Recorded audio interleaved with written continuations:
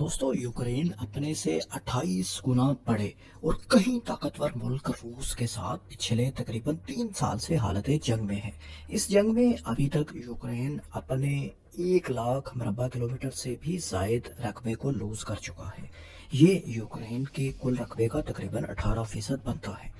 हालिया जंग में रोजाना की बुनियाद पर 1 से 2 हजार यूक्रेनी सोल्जर्स जान की बाजी हार रहे हैं। बहाना बुनियाद पर अगर देखें तो ये तादाद तकरीबन 50,000 बनती है।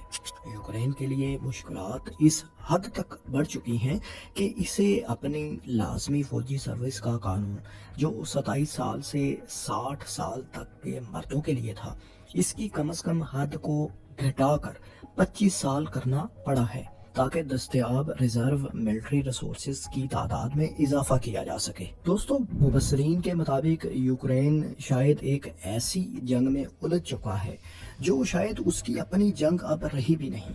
ये एक ऐसी सूरत हाल है कि अगर यूक्रेन इस जंग को जारी रखता है तो मजीद नुकसान है, और शायद अब यूक्रेन पीछे हटने की पोजीशन में भी नहीं रहा, क्योंकि इसके मगरबी इत्तेहादी ऐसा होना अफोर्ड नहीं कर सकते। यूक्रेन तारीखी तौर पर रशियन एम्पायर और फिर सोवियत यूनियन का हिस्सा रहा है। दोनों की एक मुश्तरका तारीख और कल्चर है। आज भी यूक्रेन में रशियन नस्ल के लोग बड़ी तादाद में आबाद हैं। तारीख के एक बड़े हिस्से में दोनों के ताल्लुकात अच्छे ही रहे, लेकिन हालिया चंद बरसों में ऐसा महसूस होता है कि अमेरिकन इन्फ्लुएंस ने यूक्रेन को एक प्रॉक्सी वार में धकेल दिया है, जिसका फातेह यूक्रेन तो कम से कम होता नजर नहीं आ रहा। अगर ये जंग मजीद लंबा चलती है जैसा कि अमेरिका चाहता है तो जाहिर है यूक्रेन का नुकसान मजीद ज्यादा होता चला जाएगा, और अगर ये जंग फौरी तौर पर ख़त्म हो जाती है तो इसे माहिरीन और अमेरिका खुद यूक्रेन से ज्यादा अपनी शिकस्त समझेगा। शायद यही वजह है कि रूस की कई बार की गई पेशकशों के बावजूद यूक्रेन सुलह की तरफ नहीं आ रहा। इस हालिया जंग का जिम्मेदार मगरबी मीडिया और मगरबी ममालिक रूस के सदर व्लादिमीर पुतिन को करार देते हैं। उन पर इल्ज़ाम लगाया जाता है कि वो तोसी पसंदाना अज़ाइम रखते हैं जो हमसाया ममालिक को ताकत के जरिए ज़ेर असर रखना चाहते हैं। लेकिन दोस्तों, क्या ये इल्ज़ाम दुरुस्त है? क्या रूस ने अपने तोसी पसंदाना अज़ाइम की वजह से यूक्रेन पर हमला कर रखा है? आइए हम ये सब जानने की कोशिश करते हैं। आगे बढ़ने से पहले आपसे रिक्वेस्ट है कि हमारे चैनल को सब्सक्राइब जरूर कर लें। हमारी तकरीबन 2/3 ऑडियंस वीडियो देखने के बाद चैनल को सब्सक्राइब नहीं करती। अगर आपको ये वीडियो अच्छी लगे तो इसको लाइक, शेयर और इस पर कमेंट भी करें। आइए अब वीडियो की तरफ वापस चलते हैं। दोस्तों, 1991 में सोवियत यूनियन के कोलैप्स से कोल्ड वार का खात्मा हुआ तो उस जमाने का रशियन लेड वार्सा पैक्ट नामी इत्तेहाद भी खत्म हो गया। इसमें सोवियत यूनियन के अलावा मशरकी यूरोप के ममालिक Poland, Czechoslovakia, Hungary, Romania, Bulgaria, Albania और मशरकी जर्मनी शामिल थे। अल्बानिया 1968 तक इस इत्तेहाद का हिस्सा रहा था, जबकि मशरकी जर्मनी 1990 में इस इत्तेहाद से अलग हो गया था। सोवियत यूनियन टूटने से अमेरिका और मगरबी इत्तेहादी ममालिक जो कि नेटो के मेंबर्स हैं, उनका मकसद जाहिर है पूरा हो गया था, क्योंकि उनका दुश्मन तो ख़त्म हो चुका था। लिहाजा होना तो ये चाहिए था कि नेटो भी ख़त्म हो जाता या कम से कम अपनी तोसी ना करता, लेकिन ऐसा नहीं हुआ। नेटो बरकरार रहा, लेकिन अमेरिकन और बाकी मगरबी लीडर्स ने रूस को ये यकीन दहानी तब करवाई थी कि ईस्टर्न यूरोप यानी वो इलाके जो सोवियत यूनियन या फिर सोवियत डिफेंस अलायंस वार्सा माहिदे का हिस्सा थे, उन्हें नेटो में शामिल नहीं किया जाएगा। या हम यूँ भी कह सकते हैं कि अमेरिका ने वादा किया था कि नेटो को 1 इंच भी मजीद मशरिक की जानिब यानी रूस की जानिब तोसी नहीं दी जाएगी। लेकिन दोस्तों, वो अमेरिका ही क्या जो अपना वादा पूरा कर दे। कुछ ही अरसे बाद इसके बरअक्स होने लगा। अभी सोवियत यूनियन को ख़त्म हुए 8 बरस मुकम्मल हुए थे कि 1999 में हंगरी, पोलैंड और चेक रिपब्लिक को नेटो में शामिल कर लिया गया। याद रहे कि चेकोस्लोवाकिया जो वार्सा का मेंबर था, 1993 में 2 अलग ममालिक चेक रिपब्लिक और स्लोवाकिया में तकसीम हो चुका था। सर्द जंग के खात्मे के बाद नेटो की इस फर्स्ट वेव ऑफ एक्सपेंशन पर रूस ने सफारती सतह पर अपना एहतजाज रिकॉर्ड करवाया और कुछ एहसास भी रशिया को हुआ कि अमेरिका और इसके इत्तेहादी बिल्कुल भी काबिल भरोसा नहीं। रूस ने महसूस किया कि अमेरिका और मगरबी ममालिक ने साबका रशियन लीडर से नेटो को मशरिक की जानिब मजीद एक्सपेंड ना करने का वादा तोड़कर उनके साथ धोखा किया है। इसमें कुछ بعید नहीं कि थोड़े ही अरसे में वो मजीद तोसी करते हुए नेटो को उनके बॉर्डर तक ले आए। रूस बारहा इस खदशे का इजहार करता रहा कि नेटो की एक्सपेंशन यूरोप के अमन को तबाह कर देगी, लेकिन अमेरिका और उसके इत्तेहादियों को शायद उस वक्त के निस्बतन कमज़ोर रूस के इन खदशात और तहफ़्फ़ुज़ात को दूर करना इतना अहम नहीं लगा।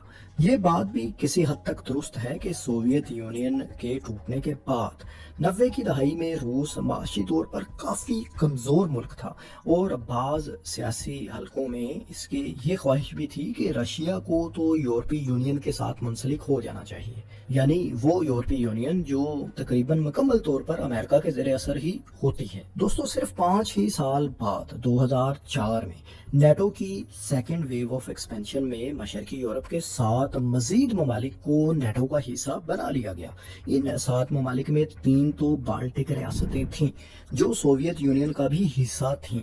बाकी 4 में से भी 3 ममालिक स्लोवाकिया, बल्गारिया और Romania Russian led Warsaw Pact का हिस्सा थे। बाकी बचा एक मुल्क स्लोवेनिया जो साबका यूगोस्लाविया का हिस्सा था, जो कोल्ड वार में नॉन अलाइंड था, यानी किसी का इत्तेहादी नहीं था। अब की बार रशियन सदर व्लादिमीर पुतिन ने सख्त रिस्पांस देते हुए कहा कि नेटो एक डिफेंस ऑर्गेनाइजेशन से ज्यादा एक एक्सपेंशनिस्ट फोर्स बनती जा रही है और इसका मकसद रूस को कमजोर करना और इसको घेर कर आइसोलेट करना है।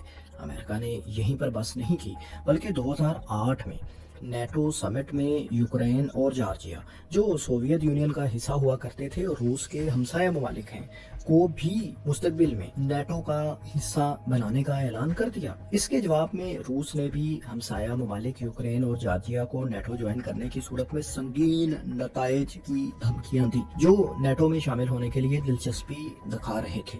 मगरबी ममालिक और अमेरिका का रवैया देखते हुए उनके खिलाफ डिस्ट्रस्ट यानी एतमाद की कमी मजीद बढ़ती गई। रूस ने सख्त जारहाना खारजा पॉलिसी भी अपनाई, क्योंकि जिन्होंने 1 इंच भी मशरिक में तोसी न करने की यकीन दहानी करवाई थी, अब इसके दरवाजे पर वो लोग आन खड़े हुए थे। रशिया सिर्फ धमकियों तक ही महदूद नहीं रहा, बल्कि बाकायदा इक़दामात भी रशिया ने शुरू कर दिए। 2008 में रूस ने जॉर्जिया पर हमला करके बागी इलाकों अबखाजिया और साउथ ओसेटिया को अपने कंट्रोल में कर लिया। उस जमाने में यूक्रेन यूरोपीय यूनियन के साथ मुंसलिक होने के बारे में सोच रहा था, लेकिन नवंबर 2013 में यूक्रेनी सदर विक्टर यानुकोविच ने रूस के साथ इक़्तिसादी ताल्लुकात बढ़ाने का ऐलान कर दिया। विक्टर यानुकोविच 2010 में यूक्रेन के सदर बने थे और इन्हें प्रो रशियन समझा जाता था। वो इससे पहले 2004 के इलेक्शन में भी कामयाब हुए थे, लेकिन री रन इलेक्शन में शिकस्त के बाद वो सदर नहीं बन पाए थे। दरअसल 2004 के इलेक्शन में बेज़ाब्तगियों के इल्जामात और मुखालिफ उम्मीदवार को प्रो रशियन अथॉरिटीज की तरफ से जहर दिए जाने के इल्जामात के बायस मुल्क में शदीद मुजाहरे होने लगे थे। इन मुजाहिरीन पर इल्ज़ाम लगाया जाता था कि इन्हें मगरबी ममालिक और अमेरिका की फंडिंग और हमायत भी हासिल थी। इसके बाद सुप्रीम कोर्ट ने दोबारा इलेक्शन का हुक्म दिया तो विक्टर यानुकोविच के मुखालिफ प्रो वेस्टर्न उम्मीदवार विक्टर यूशेनचिंको 53% वोट के साथ कामयाब हो गए। अब की बार चूंकि मगरबी हमायत याफ्ता उम्मीदवार कामयाब हो चुका था, लिहाजा रीरन इलेक्शन को मगरबी मीडिया और ऑब्जर्वर ने भी फेयर करार दे दिया। खैर दोस्तों, 2013 में विक्टर यानुकोविच ने जब रशिया से इक़्तिसादी ताल्लुकात बढ़ाने का ऐलान किया तो अमेरिका और इसके इत्तेहादियों को ये बात शदीद नागवार गुजरी और फिर से मुल्क में यूक्रेनी सदर के खिलाफ मुजाहरे शुरू हो गए।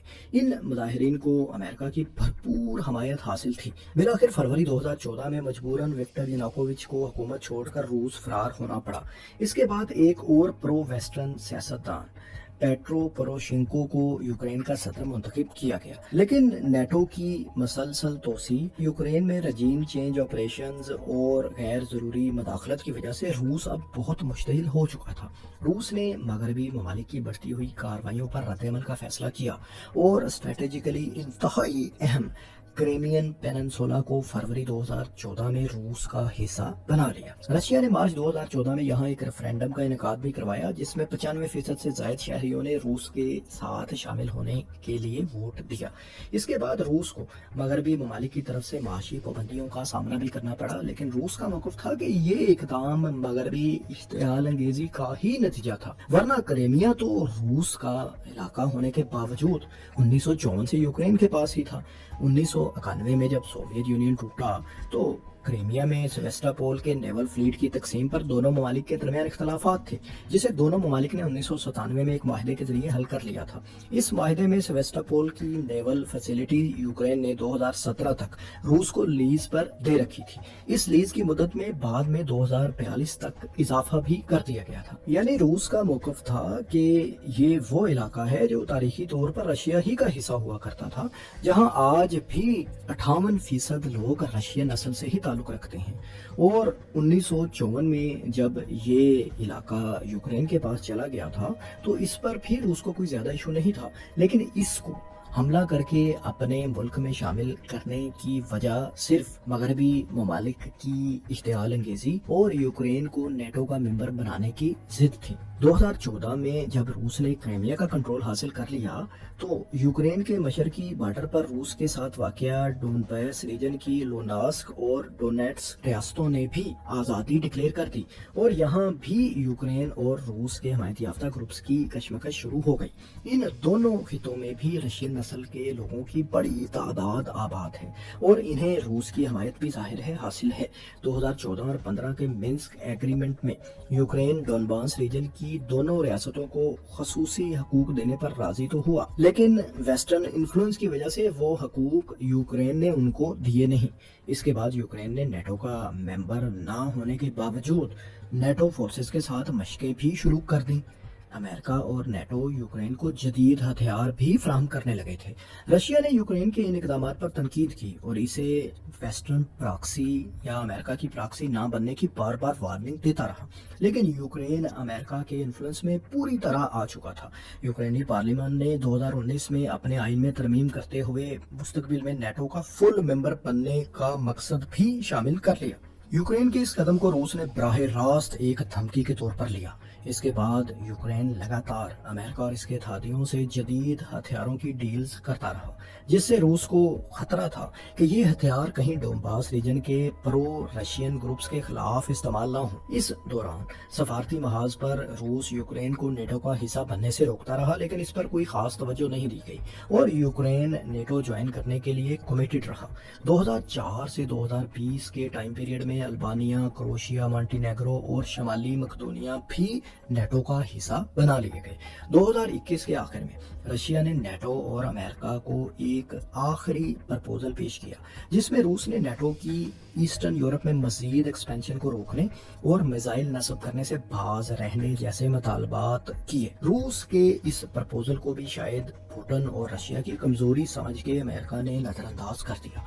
बिलाखिर रशिया के पास जब कोई ऑप्शन नहीं बचा तो फरवरी 2022 में ईस्टर्न यूक्रेन की लोनास्क और डोनेट्स्क रियासतों की आज़ादी को तस्लीम करते हुए यूक्रेन पर रूस ने हमला कर दिया। दोस्तों, यूक्रेन को मैदान जंग बने हुए कमोबेश 3 वर्ष होने को हैं और हर माह हजारों यूक्रेनियन सोल्जर्स और सिविलियंस मारे जाते हैं। अमेरिकन दबाव में यूक्रेन खुद को एक ऐसी खतरनाक जंग में धकेल चुका है जिससे चाहते हुए भी निकलना अब मुश्किल है और ये जंग यकीनन दानिशमंदी का मुजाहरा करते हुए अवॉइड की जा सकती थी। अब अगर अफ्रीकन इस जंग का कोई काबिल अमल हल तलाश नहीं करते तो ना सिर्फ ये जंग मजीद फैलेगी बल्कि तीसरी आलमी जंग का बायस भी बन सकती है। रूस और अमेरिका दोनों ही एटमी ताकतें हैं, लिहाजा ये जंग बड़ी तबाही का सबब बनने की पूरी सलाहियत रखती है। बिलखसूस रूस ने तो ऐसा सिस्टम बना रखा है कि अगर किसी फर्स्ट स्ट्राइक में तमाम रशियन लीडरशिप का खात्मा भी हो जाए तो सोवियत दौर का डेड हैंड सिस्टम खुदकार तरीके से जवाबी सेकंड स्ट्राइक भी करने की सलाहियत रखता है। دوستو اس جنگ کے اثرات صرف یوکرین ہی نہیں دوسرے یورپی ممالک کو بھی بھگتنا پڑ رہے ہیں۔ یوکرین وار سے پہلے یورپی ممالک اپنی گیس کنزمپشن کا 40% روس سے امپورٹ کیا کرتے تھے، یہ فگر اب 8% تک آ چکا ہے۔ بالخصوص جرمنی اپنی انڈسٹری کو چلانے کے لیے ٹوٹل گیس کنزمپشن کا 55% روس سے امپورٹ کیا کرتا تھا۔ روس یوکرین جنگ کے بعد سستی رشین گیس نہ ملنے کی وجہ سے جرمن معیشت پوری طرح نقصان اٹھا رہی ہے، اور 2023 میں یورپ کی بڑی اکانومیز میں ورسٹ پرفارمنگ اکانومی جرمنی ہی تھا۔ بالکل ایسے ہی یورپ کی دوسری معیشتیں بھی سستی رشین گیس نہ ملنے کی وجہ سے نقصان اٹھا رہی ہیں۔ یہ ایسا نقصان ہے جو انہیں نہ چاہتے ہوئے بھی امریکہ کے دباؤ کی وجہ سے برداشت کرنا پڑ رہا ہے۔ یوں محسوس ہوتا ہے جیسے امریکہ روس کے ساتھ اپنی پرانی مخاصمت کی بھینٹ پورے یورپ کو چڑھانا چاہتا ہے۔ یورپ جو کسی بھی طرح سے روس کا حریف نہیں بنتا، نہ ہی سائز میں نہ ہی ملٹری طاقت کے لحاظ سے، بلکہ روس کے ساتھ اچھے تعلقات پورے یورپ کے امن اور معاشی مستقبل کے لیے انتہائی اہم ہیں۔ دوستو ایسا محسوس ہوتا ہے کہ سوویت یونین کے ٹوٹنے کے بعد جب امریکہ اقلیتی سپر پاور بن چکا تھا، اب اس خمار سے باہر نکلنے کو امریکہ تیار ہی نہیں۔ وہ آج بھی اپنے علاوہ کسی اور کو دنیا میں پاور تسلیم کرنے پر تیار ہی نظر نہیں آتا۔ آپ افغانستان وار، عراق وار، صومالیہ وار، گلف اور ایسی اور بہت سی مثالیں دیکھ سکتے ہیں جن میں امریکہ کو کوئی خاص کامیابی نہیں ملی۔ یا تو یہ جنگیں جاری رہیں یا امریکہ کے مقاصد اس طرح سے حاصل نہیں ہوئے جو وہ چاہتا تھا۔ اب شاید وہ وقت آ گیا ہے کہ امریکن اسٹیبلشمنٹ کو بھی یہ بات تسلیم کرنا ہوگی کہ روس اور چین جیسی طاقتیں دنیا میں وجود رکھتی ہیں، اور اب یہ دنیا یونیپولر نہیں رہی۔ روس اور چین جیسی بڑی طاقتوں کو اشتعال دلانا پوری دنیا کے امن کو تباہ کرنے کے مترادف ہے۔ امریکہ کو یہ بات بھی یاد رکھنی چاہیے کہ کولڈ وار کے دور میں جب کیوبا میں رشیا نے میزائل سسٹم نصب کرنا چاہا تھا تو امریکہ جنگ کرنے پر تیار ہو چکا تھا۔ تو روس جو ایک بڑی ملٹری پاور ہے، وہ یہ کیسے برداشت کر سکتا ہے کہ اس کے بارڈر پر یوکرین میں نیٹو اور امریکہ اپنے میزائل نصب کر دیں؟ یقیناً یہ ایک سوچنے کی بات ہے۔ دوستو آپ کو کیا لگتا ہے، کیا یوکرین ایسے ہی یہ فضول جنگ لڑتا رہے گا جس کا اسے کوئی فائدہ نہیں، بلکہ امریکہ اور دوسری مغربی طاقتوں کے ہاتھوں وہ استعمال ہو رہا ہے؟ آپ کے خیال میں یوکرین کو کیا روس سے اچھے تعلقات رکھ کر خوشحالی کی راہ پر گامزن نہیں ہونا چاہیے؟ آخر امریکہ کے ہاتھوں یوکرین اور یورپی طاقتیں کب تک استعمال ہوتی رہیں گی اور یہ پرائی جنگ کا حصہ بنی رہیں گی جس کا ان کو فائدہ نہیں بلکہ نقصان ہی ہے؟ کامنٹس میں اپنی رائے سے ضرور آگاہ کریں۔ شکریہ۔